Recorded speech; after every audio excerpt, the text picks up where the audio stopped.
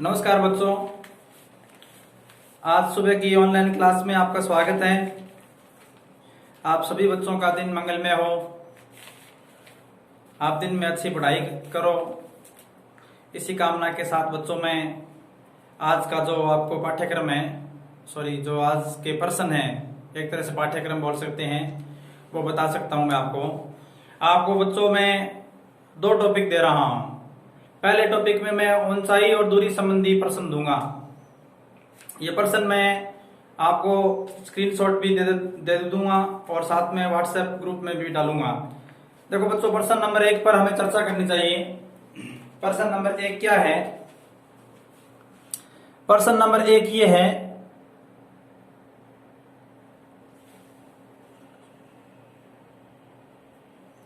सड़क के एक ओर मीनार, दूसरी ओर मकान है। मीनार के शीर्ष से मकान की छत और आधार से अवनमन कोण 45 डिग्री और 60 डिग्री है। मकान की ऊंचाई 12 मीटर है, तो मीनार की ऊंचाई क्या होगी?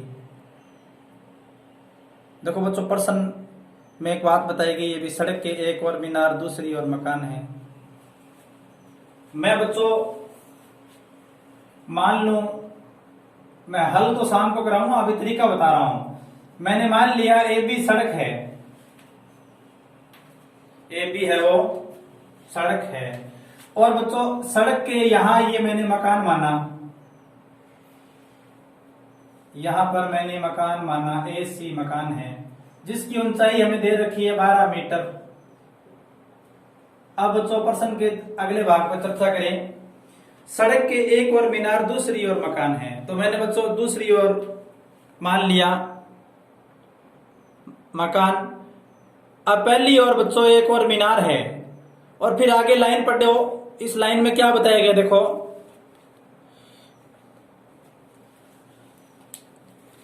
मीनार के शिखर से मकान की छत और आधार के अवनमन कोण दिए गए हैं। मीनार के शिखर से दिए गए बच्चों, देखो मीनार के शिखर से, प्रश्न को पढ़े ना अपने पास बताया गया मीनार के शिखर से, तो इसका मतलब बच्चों मीनार मकान से ऊंची है।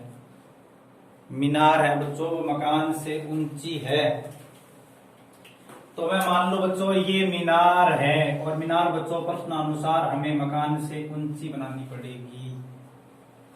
शायद आप समझ गए होंगे कि मकान छोटा है, मीनार ऊंची है, मतलब मकान की ऊंचाई कम है, मीनार की ऊंचाई ज्यादा है। ये बच्चों सड़क थी क्षैतिज, इसके समांतर बच्चों मैंने ये काल्पनिक क्षैतिज मान लिया। इस बिंदु को नाम दे दिया ई। क्या बताया गया हमें प्रश्न में? देखो कि मकान की मीनार के शिखर से मकान की छत, कि देखो मकान की छत, ये मकान की छत है, ये है वो मकान की छत है, ये मीनार का शीर्ष है। इससे बच्चों हमें अवनमन कोण दिया है, इससे हमें अवनमन कोण दिया है कि मीनार के शीर्ष से मकान की छत का अवनमन, तो मकान की छत तो बच्चों सी है, ये मकान की छत है। मैं यहाँ छत जैसा एक निशान बना देता हूं, ये मकान की छत है, इससे इसका अवनमन कोण 45 डिग्री है। और बच्चों मकान के आधार का या पाद का अवनमन कोण दिया है, ये बनाना पड़ेगा फिर ये आएगा। अवनमन कोण बच्चों दिया हुआ है आपको 60 डिग्री। अवनमन कोण आपको दिया है बच्चों 60 डिग्री। अब प्रश्न में ये पूछा है कि मीनार की ऊंचाई कितनी होगी, तो बच्चों ये क्षैतिज दोनों समांतर, तो ये अपने पास आ गया 60 डिग्री। अब कुछ चीजें देखो, सवाल में क्या करना है, ये बच्चों दूरी जो है ये 12 मीटर थी, ये 12 मीटर है, ये भी 12 मीटर हो जाएगी, यहां तक 12 मीटर की दूरी हो जाएगी। और बच्चों इस दूरी को हम x मान लेंगे, तो अपने पास बच्चों हमें प्रश्न में ये पूछा गया है कि मीनार की ऊंचाई क्या होगी, तो चित्रानुसार बच्चों मीनार की ऊंचाई आपके समझ में आ रहा होगा h प्लस 12 मीटर होगी। हमें प्रश्न में h का मान ज्ञात करना है। आप समझ गए होंगे कैसे ज्ञात करेंगे। देखो ये जो चित्र है बच्चों, इस चित्र से आप AB का मान ज्ञात कर सकते हो, मतलब ये दूरी ज्ञात कर सकते हो। आप चाहो तो इसको x मीटर मान लो, यहां से x ज्ञात हो जाएगा। लंबी ये है ही h प्लस 12। फिर बच्चों ये जो x है वो यहां काम आ जाएगा आपको CE। इस त्रिभुज में जब आप गणना करोगे तब ये x यहां काम आ जाएगा। आप x का मान रख देना, h का मान आ जाएगा। ये बच्चों पहला प्रश्न था, शाम को करवाऊंगा दोबारा। दूसरा प्रश्न,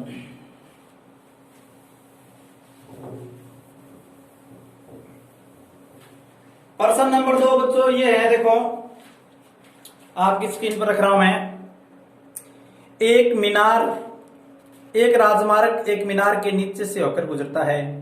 एक आदमी मीनार के शिखर से कार को अवनमन कोण पर 30 डिग्री देखता है। 6 सेकंड पश्चात कार का अवनमन कोण 60 डिग्री हो जाता है। कार कितने समय में मीनार के नीचे से गुजर जाएगी। चित्र में मैं आपको सारी, आप चाहो तो स्क्रीनशॉट ले सकते हो इसका।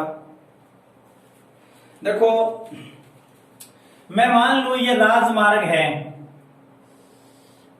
ये बच्चों मेरे पास राजमार्ग है, हाईवे। ये राजमार्ग है AB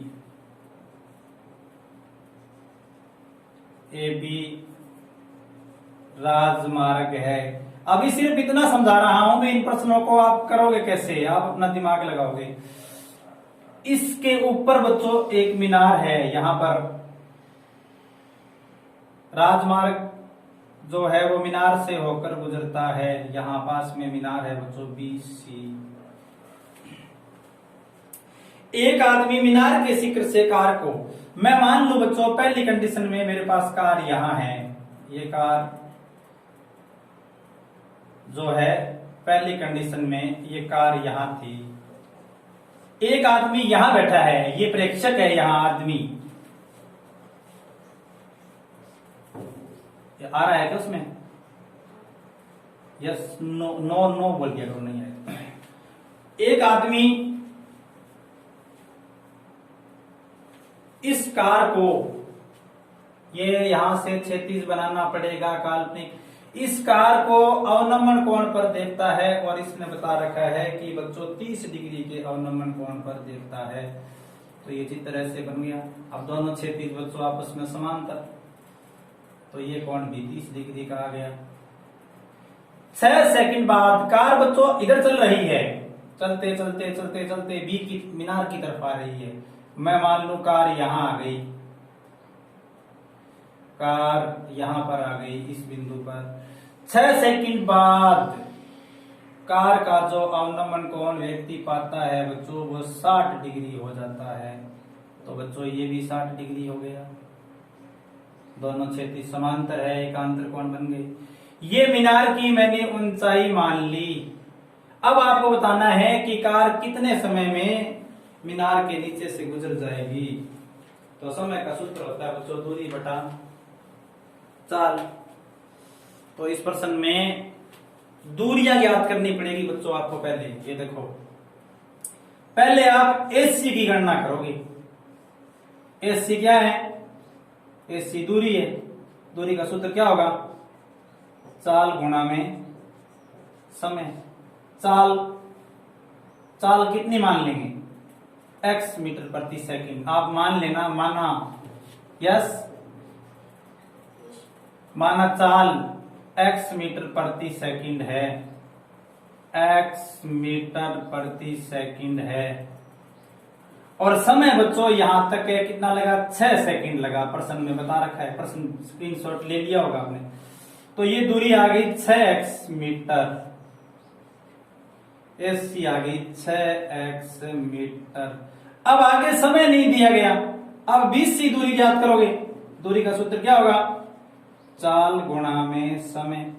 चाल तो वही है, समान चाल x। समय कितना है? समय मान ले T।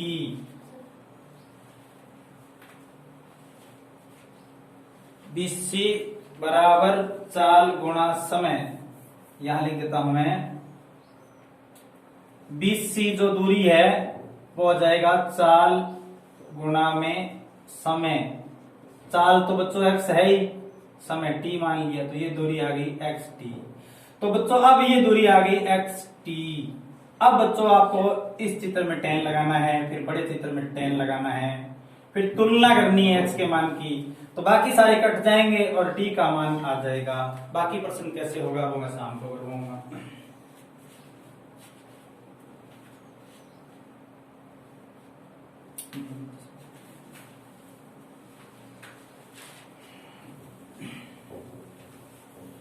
तीसरा प्रश्न देखो क्या है। तीसरे प्रश्न में ये बताया गया है, एक व्यक्ति एक जहाज के डेक जो कि पानी की सतह से 10 मीटर ऊंचा है पर खड़ा है। ये तीसरा प्रश्न है। देखो, एक व्यक्ति एक जहाज के डेक जो कि पानी की सतह से 10 मीटर ऊंचा है पर खड़ा है। यदि वह पहाड़ी के शिखर का उन्नयन कोण 60 डिग्री और पहाड़ी का आधार का अवनमन कोण 30 डिग्री देखता है, तो जहाज की पहाड़ी से दूरी और पहाड़ी की ऊंचाई ज्ञात करें। देखो बच्चों, जहाज होती है, जैसे मैं मान लू ये बच्चों व्यक्ति, ये जहाज है, ये जहाज का डेक होता है। डेक बच्चों खड़े होने की जगह होती है। व्यक्ति इस डेक पर खड़ा है। एक व्यक्ति एक जहाज के डेक जो कि पानी की सतह है, ये मैंने मान लिया पानी की सतह है, ये मैंने मान लिया पानी की सतह है। एक व्यक्ति एक जहाज के डेक जो कि पानी की सतह से 10 मीटर ऊंचा है, ये डेक बच्चों 10 मीटर ऊंचा है। व्यक्ति बच्चों यहां खड़ा है इस जगह। पहाड़ी, ये बच्चों मैंने मान लिया पहाड़ी है। ये पहाड़ी को मैं सीधा लंबवत मान लेता हूं प्रश्न को समझाने की दृष्टि से। ये काल्पनिक क्षैतिज हो गया। ये व्यक्ति पहाड़ी के शिखर का अवनमन, पहाड़ी के शिखर का उन्नयन कोण, पहाड़ी के शिखर का उन्नयन कोण 60 डिग्री देखता है। तो बच्चों ये कोण 60 डिग्री आ गया। ये पहाड़ी का शिखर हो गया C, ये पहाड़ी का आधार, और आधार का अवनमन कोण यहीं से 30 डिग्री देखता है, तो ये 30 डिग्री हो गया। अब आपको बच्चों बताना है कि व्यक्ति पहाड़ी से कितनी दूरी पर है। तो व्यक्ति पहाड़ी से बच्चों x मीटर की दूरी पर है। मतलब इस चित्र में x का मान ज्ञात करना है। सोचो बच्चों, दोनों क्षैतिज समांतर है, ये दोनों क्षैतिज समांतर है। इस प्रकार से लाइन कट गई, तो ये दोनों कोण एकांतर कोण आ गए। ये कोण आ गया 30 डिग्री। ये दूरी आ गई बच्चों 10 मीटर। तो बच्चों इस चित्र से तो x ज्ञात हो जाएगा, और ऊपर बच्चों आप h ज्ञात कर लेना, x मीटर। यहां से बच्चों आप इस चित्र से आप h ज्ञात कर सकते हो। तो फिर पहाड़ी की ऊंचाई आपके पास आ जाएगी h + 10 मीटर। शाम को करके बताऊंगा उत्तर कितना आएगा।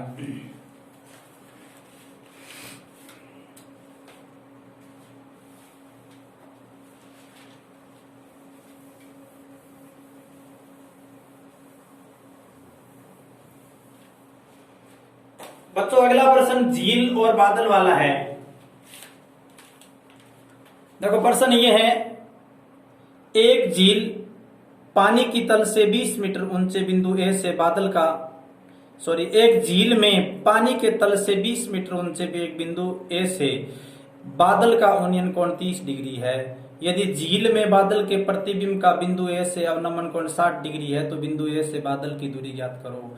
इस प्रश्न को करने के लिए बच्चों आपको साइंस का नॉलेज भी होना चाहिए। मैं समझाता हूं आपको। मैं मान लू बच्चों ये झील का तल है, पानी, ये नीचे पानी पानी है, ये पानी है। इस प्रश्न को हल करने के लिए समतल दर्पण का जो प्रतिबिंब बनता है उसका नॉलेज भी होना चाहिए।